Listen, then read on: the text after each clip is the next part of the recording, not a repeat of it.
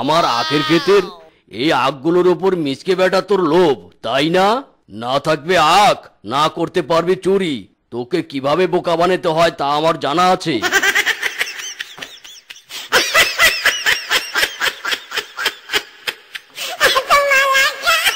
কি গো, তোমার মাথা কি খারাপ হয়ে গেছে নাকি? এমন অপরিপক্ক আখগুলো জমি থেকে তুলে নিয়ে এলে কেন?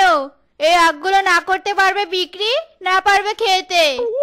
আরে বউ, এই আখগুলো ওই মিসকে বেটার হাত থেকে বাঁচানোর জন্য তুলে আনতেই হলো।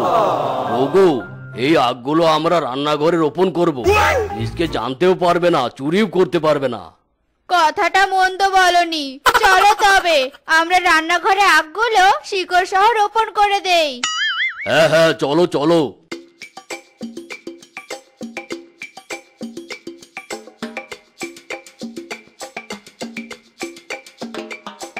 যাক, তবে কাজ আমাদের শেষ হলো বউ। এই রান্নাঘরে গোপনে আখ চাষ হবে। চোর বেটা কিছুতেই জানতে পারবে না। বেটা, কি চুরি করবি আবার?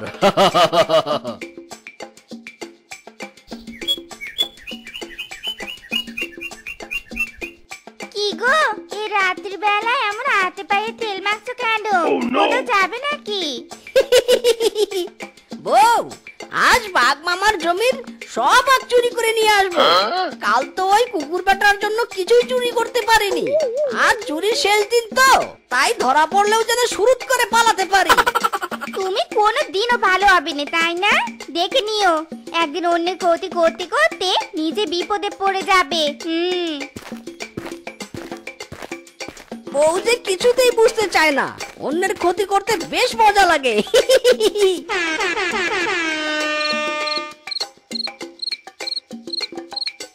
কি ব্যাপার, আজ আখগুলো এত শক্ত কেন? কাটতেই চাচ্ছে না। মনে হয় আখের রস বেশি হয়েছে। আজ তো কিংকং দাদা আমাকে অনেক টাকা দেবে। বাঘ মামার পকেট ফাঁকা, আমার হবে টাকাই টাকা।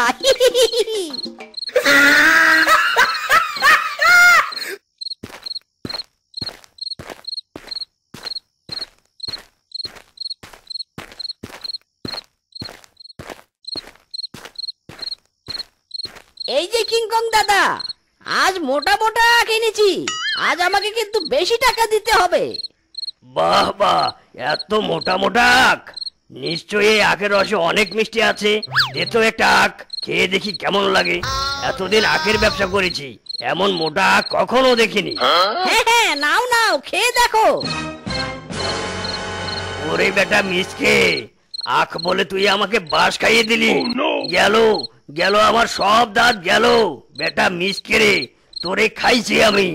ইরি মাইরি, আখ বাস হয়ে গেল। পালা মিসকে, বাঁচতে চাইলে পালা।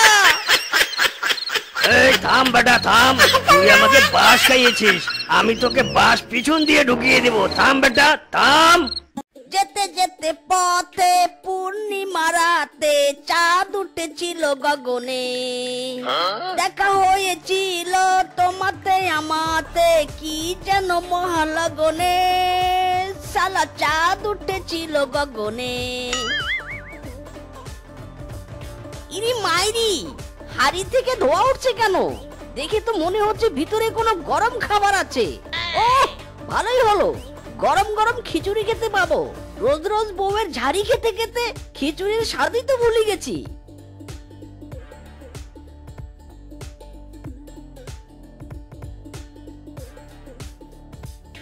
ইরি মাইরি, হাড়ির ভিতরে তো কিছুই নেই।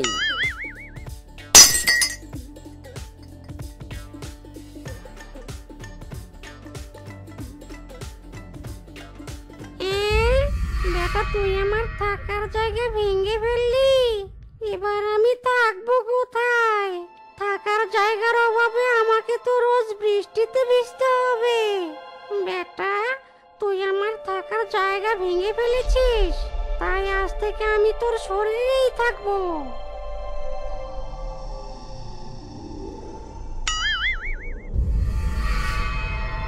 এ কি, আমার শরীরে এমন ঝাঁকি মেরে উঠলো কেন? ইরি মাইরি, মনে হয় ভূমিকম্প হলো, তাই এমন কেঁপে উঠেছি।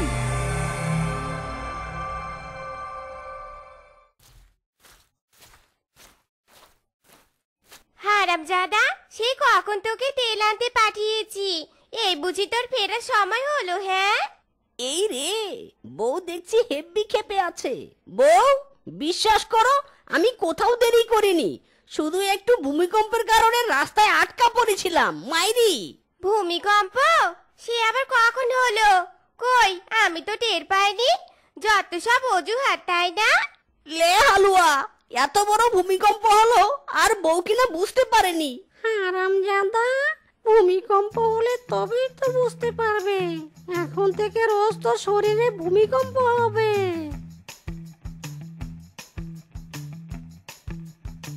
ও মা গো, আবারও ভূমিকম্প।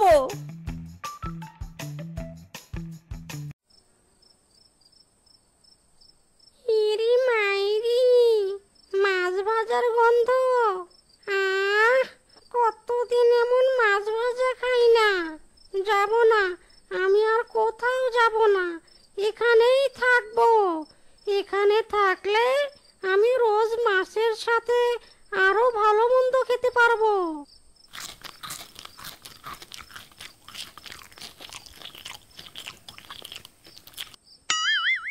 ওরে আমার শ্বশুরের বেটা রে, সবগুলো মাছ ভাজি একা গিলে ফেললি। সেই স্বাদ বউ, সেই স্বাদ। হারামজাদা, সবগুলো মাছ একাই সাবার করে সেই স্বাদ বলা হচ্ছে? দাঁড়া, তোর স্বাদ আমি দেখাচ্ছি। গরম খুন্তির মার খেলে তো ভীষণ জ্বালা পড়বে। না না, কিছুতেই গরম খুন্তির মার খাওয়া যাবে না। ও মা গো, এ কি কাণ্ড! মিনছি এমন ভূতের মতো ঝুলছে কেন?